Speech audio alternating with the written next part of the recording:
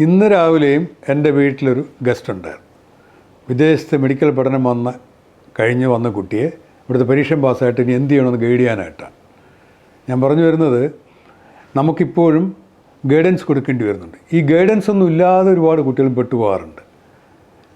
ഒരുപാട് പേര് രക്ഷകർത്താക്കൾ പറയും, എനിക്ക് ആ മെഡിസിൻ പോകാൻ പറ്റില്ല, എൻ്റെ മോൻ പോകണം, മോള് പോകണം. അങ്ങനെ പെട്ടുപോകുന്ന കുട്ടികളുണ്ട്.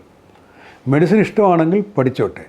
നിങ്ങളുടെ താല്പര്യത്തിന് വേണ്ടി ഒരു കുട്ടിയെ പണിഷ് ചെയ്യരുത്. കുട്ടികൾ ഇഷ്ടമാണെങ്കിൽ പഠിപ്പിക്കണം.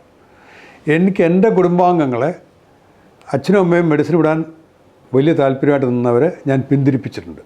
ആ കുട്ടികൾക്ക് ഇഷ്ടമുള്ള വിഷയം പഠിക്കാൻ വിട്ട് അവർ എക്സൽ ചെയ്യുകയാണ്. മെഡിസിന് പോയിരുന്നെങ്കിൽ അവർക്ക് അങ്ങനെ സന്തോഷിക്കാൻ പറ്റാത്ത എൻ്റെ കുടുംബാംഗങ്ങളുടെ കാര്യം ഞാൻ പറയുന്നു.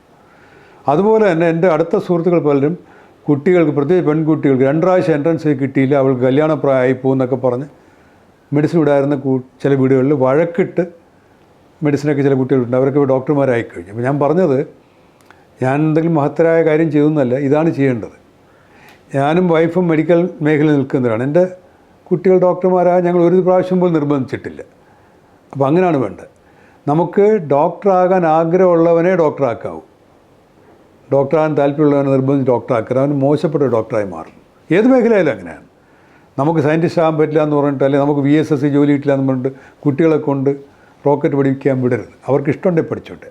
അപ്പോൾ കുട്ടികളുടെ താല്പര്യമായിരിക്കണം പ്രധാനം. നമ്മുടെ നിർബന്ധങ്ങൾ, കുട്ടികളെ റെസിസ്റ്റ് ചെയ്യാൻ പഠിക്കണം. നിങ്ങൾക്കൊരു വിഷയം ഇഷ്ടമല്ലെങ്കിൽ, എനിക്ക് സ്കൂളിൽ ഫസ്റ്റായിരുന്നു മാത്തമാറ്റിക്സിന്. എനിക്ക് ഏറ്റവും ഹൈ മാർക്ക്, എനിക്ക് ആ മാർക്ക് ലിസ്റ്റ് അതായിരുന്നു. എന്നോട് SL സർട്ടിഫിക്കറ്റ് വാങ്ങിക്കുന്ന ദിവസം ഹെഡ് മാസ്റ്റർ പറഞ്ഞു, നീ എഞ്ചിനീയറിംഗ് പോകണം. ഞാൻ പറഞ്ഞു, പൊന്നച്ചോ എനിക്ക് പറ്റില്ല, ഞാൻ പാടുപെട്ടാണ് ഇത്രയും മാർക്ക് ഒപ്പിച്ചത്, എനിക്ക് ബയോളജി പഠിച്ചാൽ മതി. എനിക്ക് എത്രയും വർഷം മുമ്പ് എനിക്ക് ആ സ്വാതന്ത്ര്യം ഉണ്ടായിരുന്നു. പക്ഷേ പല കുട്ടികൾക്ക് ഇപ്പോഴും ആ സ്വാതന്ത്ര്യം ഇല്ല എന്ന് ഞാൻ കാണുന്നുണ്ട്. അപ്പോൾ അത് കുട്ടികളെ ഇടപെടണം. നിങ്ങൾക്ക് ഇഷ്ടമില്ലാത്ത വിഷയം അല്ലെങ്കിൽ പഠിക്കരുത്.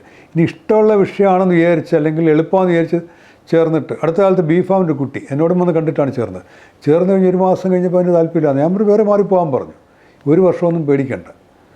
നമ്മുടെ നിങ്ങളിപ്പോഴത്തെ കേൾക്കുന്ന കുട്ടികൾ ഇനി ചിലപ്പോൾ 90-100 വർഷം ജീവിച്ചിരിക്കേണ്ടവരാണ് ശരാശരി.